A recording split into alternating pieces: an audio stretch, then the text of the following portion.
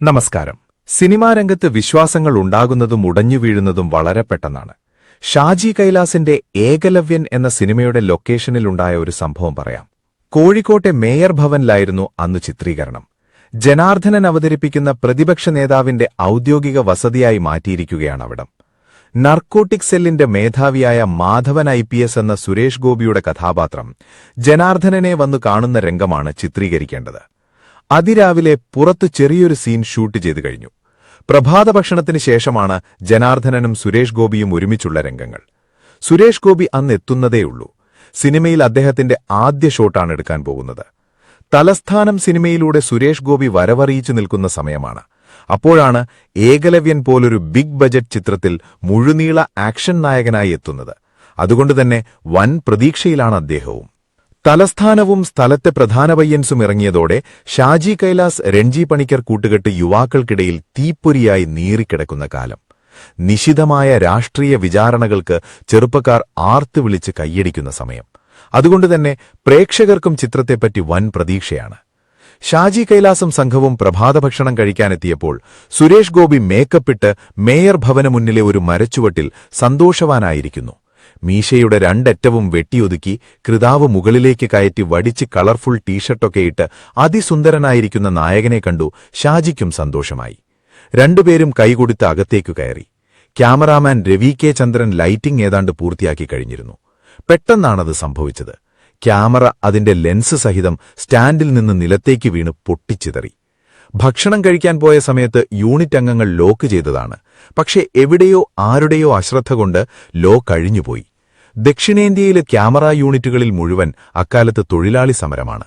അതുകൊണ്ട് മുംബൈയിൽ നിന്നെത്തിച്ചതാണ് ക്യാമറയും ലെൻസും സന്നാഹങ്ങളും. അതാണ് ചിന്നിച്ചിതറിപ്പോയിരിക്കുന്നത്. അതുകൊണ്ടുതന്നെ ഷൂട്ട് മുടങ്ങുമെന്നുറപ്പായി. ഷാജി സുരേഷ് ഗോപിയുടെ മുഖത്തേക്ക് നോക്കി. പെട്ടെന്നാണ് ആ മുഖം മ്ലാനമായത്. ആദ്യ ഷോട്ടെടുക്കാൻ വന്നപ്പോൾ തന്നെ ക്യാമറ വീണുടഞ്ഞിരിക്കുന്നു. ഇതിൽ പരം എന്ത് ദുശ്ശകുനം!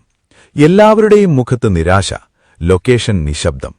പെട്ടെന്ന് ഷാജി കൈലാസിന്റെ ശബ്ദമുയർന്നു. മോനെ, വേഗം 2 പ്ലാസ്റ്റിക് ചാക്ക് കൊണ്ടുവരൂ. പ്രൊഡക്ഷനിലുള്ളവർ പെട്ടെന്ന് ചാക്കുകളുമായി വന്നു. ഈ ചില്ലും സാധനങ്ങളുമെല്ലാം അതിലേക്ക് വാരിയിട്ട് ഫീൽഡ് ക്ലിയർ ചെയ്യൂ. ഭാവഭേദമൊന്നുമില്ലാതെ ഷാജി നിർദ്ദേശങ്ങൾ കൊടുത്തു. പ്രൊഡക്ഷൻ അസിസ്റ്റന്റുമാർ അതുപോലെ ചെയ്തു. പുറത്തേക്കിറങ്ങിയ ഷാജി സുരേഷ് ഗോപിയോട് പറഞ്ഞു, ഇന്നിനി ഷൂട്ടില്ല. പുതിയ ക്യാമറ മുംബൈയിൽ നിന്ന് വരണം. നിങ്ങൾ മുറിയിൽ പോയി വിശ്രമിച്ചോളൂ. മറുപടിയൊന്നും പറഞ്ഞില്ലെങ്കിലും പ്രിയ സുഹൃത്തിന്റെ മുഖത്തെ നിരാശ ഷാജിക്ക് മനസ്സിലായി. അദ്ദേഹം അടുത്തുനിന്ന സ്റ്റിൽ ഫോട്ടോഗ്രാഫർ സുനിൽ ഗുരുവായൂരിനെ വിളിച്ചിട്ട് പറഞ്ഞു, ഏതായാലും മേക്കപ്പിട്ടതല്ലേ, കുറച്ച് നല്ല സ്റ്റിൽസ് എടുത്തുവെച്ചോളൂ. അങ്ങനെ സുനിൽ സുരേഷ് ഗോപിയുടെ അതിമനോഹരമായ കുറച്ച് ചിത്രങ്ങൾ പകർത്തി. പിറ്റേന്ന് ഉച്ചയോടെ പുതിയ ക്യാമറ വരികയും ഷൂട്ടിംഗ് തുടങ്ങുകയും ചെയ്തു.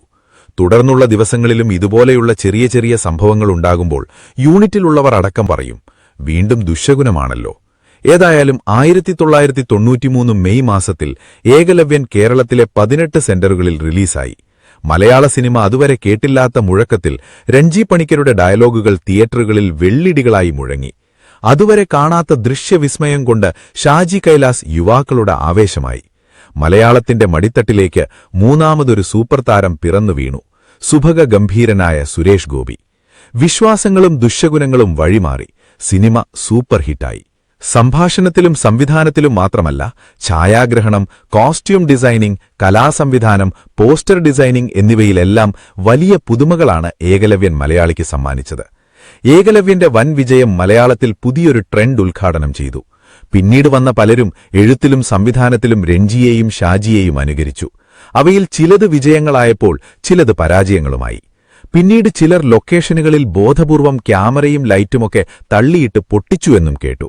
ലൈറ്റ് പൊട്ടിയാൽ പടം ഹിറ്റ്, ക്യാമറ പൊട്ടിയാൽ സൂപ്പർ ഹിറ്റ് എന്ന പുതിയൊരു വിശ്വാസം അക്കാലത്ത് സിനിമാ ലോകത്ത് പരന്നിരുന്നത്രേ.